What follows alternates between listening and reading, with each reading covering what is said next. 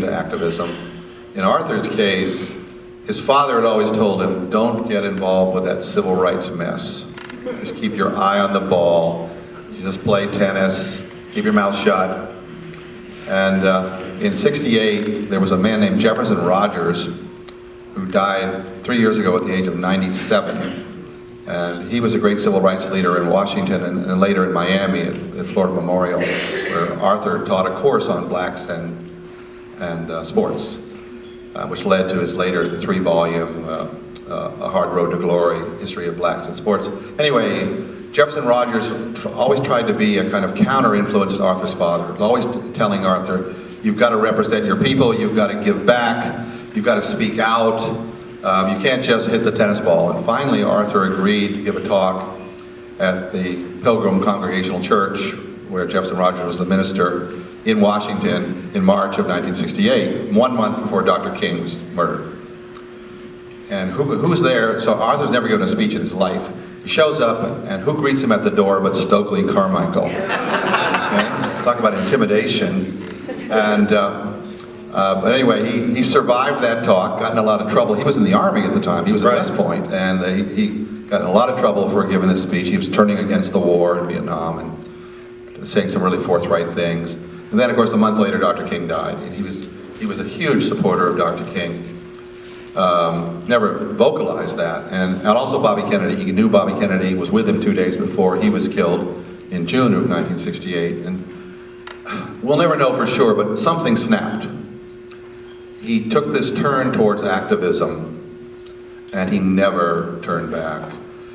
Within a year, he had organized the National Junior Tennis League, which is a wonderful organization that uses tennis as an entree into essentially underprivileged kids, inner city kids' lives. And they use tennis just to get them there, then they teach them character and education and all these skills. And the NJTL, as it's called, has over 300,000 members. And over 500 branches, and some of the great players, the Williams sisters, James Blake, others came through the NJTL.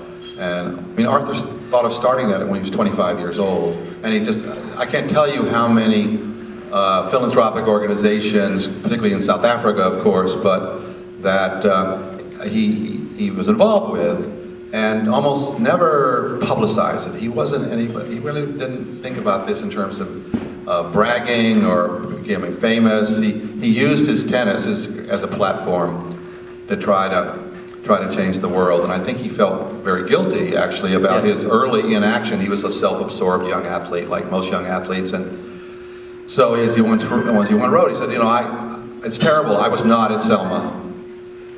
I was not at the March on Washington.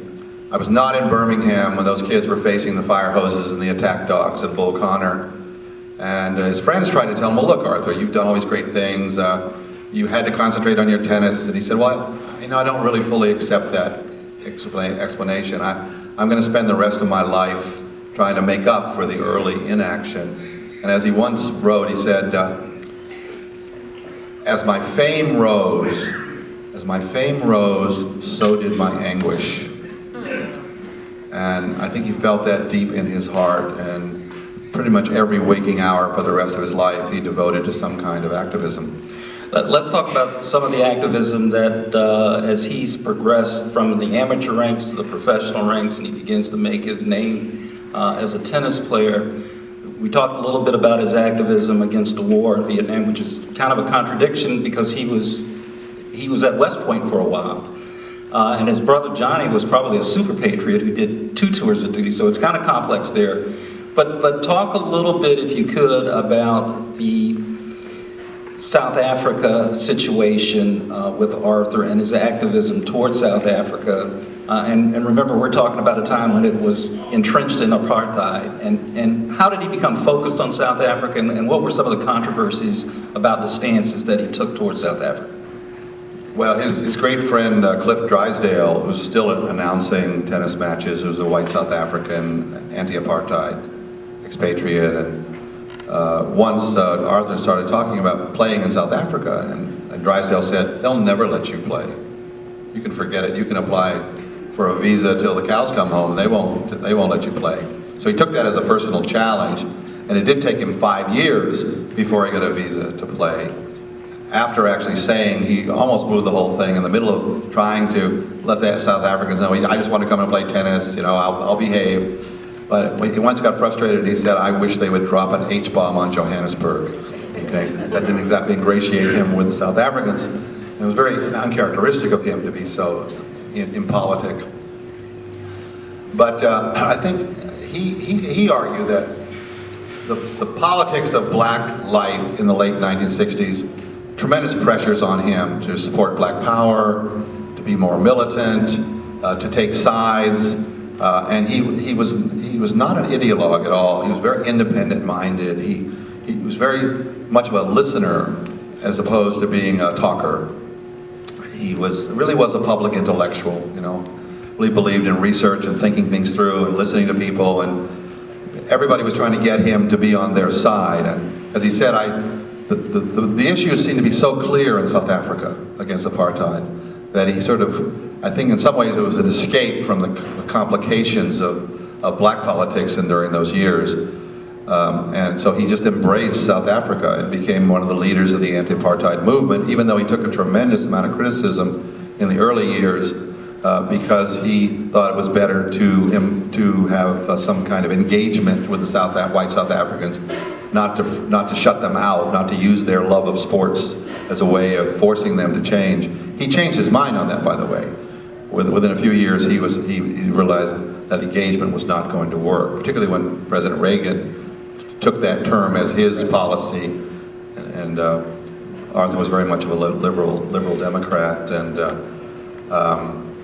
so he's really spent a good part of his life going back and forth to South Africa, and became really a national hero for black South Africans, to the point when Nelson Mandela, who had read one of Arthur's autobiographies when he was in Robben Island in prison. So Mandela gets out, of course, and he comes to the United States in 1990, and he's got about a week, and they say, well, what do you want to do? Whom do you want to see? And he said, well, the first person I want to see is Arthur Ashe.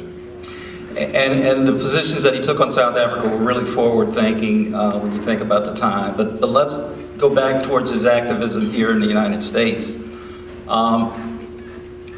He wasn't, it's really hard to pigeonhole him, reading his book and reading about him, because although he did embrace certain militant thought, a radical thought, he was also a corporate person. He worked for corporate America. He was a spokesperson for major corporations. And how did he reconcile his activism with being sort of a corporate conservative? Well, he always had connections to the National Urban League, and he was a business major at UCLA. He later only did that because it was the only way he could play tennis, and he wanted to be an architect, actually. But, he never would sort of hew the line of any ideology. He was always his own man, independent-minded. And I was talking to a couple people. Harry Edwards may be familiar to you, the black sociologist who led the boycott of the Olympics in 1968, considered to be a full-blown radical. They became really close friends. And I talked to Harry Edwards just a few weeks ago, and he was saying, people thought we were different. I was the wild, crazy person screaming, and Arthur was Mr. Cool. But actually, I respected him more than any other person that I was ever involved in terms of trying to bring reform to the United States, that he was absolutely rock solid in his goals. Might not always use the same techniques. Again, he knew he was not an agitator. He knew that wasn't his strength. And yet, as Harry Edwards told me, when you needed him, he would be there. The classic story is in September of 1992, he's within 4 months of dying of AIDS. He's down to 128 pounds, 6'1", 128 pounds. And Randall Robinson had been a boyhood friend of his. Randall Robinson created Trans-Africa, the leading anti-apartheid group in the United States, and Arthur helped him. So Arthur's in New York, and the Bush administration, the first Bush administration, has a terribly prejudicial policy towards Haitian boat people, towards refugees, unlike their treatment of Cubans. It was clearly racist, and Randall Robinson was organizing, and the NAACP was organizing a big protest in front of the White House. So Randall Robinson calls Arthur and says, "Can you come down? It would be so great if you could stand with us." So Arthur's wife said, "You are out of your mind. You know, you can barely walk across the room." And his doctor said, "You'd be absolutely nuts to go down there and be part of this demonstration." Arthur said, "I have to go. I just have to be there." So there he is with 3,000 people. He's the only athlete. For years he'd been trying to get other athletes to sort of stand up and voice their opinions. So there he is, 128 pounds, looking like death, holding up signs in front of the White House. He's arrested, handcuffed, taken to jail. He bailed out, the rest of them, goes back to New York and has a massive heart attack the next day, just as his wife and his doctor had predicted. He survived it. Ultimately, he died of pneumonia complications from AIDS. But what does that say about him as a human being?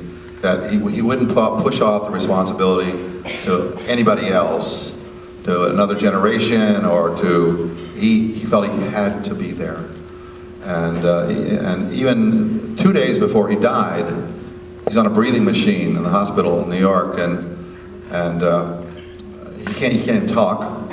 He asked his wife for a pad, a paper, and he writes this thing out: "Please call President Clinton, who had just been inaugurated. Please call to make sure he appoints a pro-civil rights attorney general." That's the last thing he did before he died. So, pretty amazing, I think. We've sort of covered the arc of his career. I want to open it up just for a few questions. We don't have mics out there, but if anybody does have a question, they want to shout it out.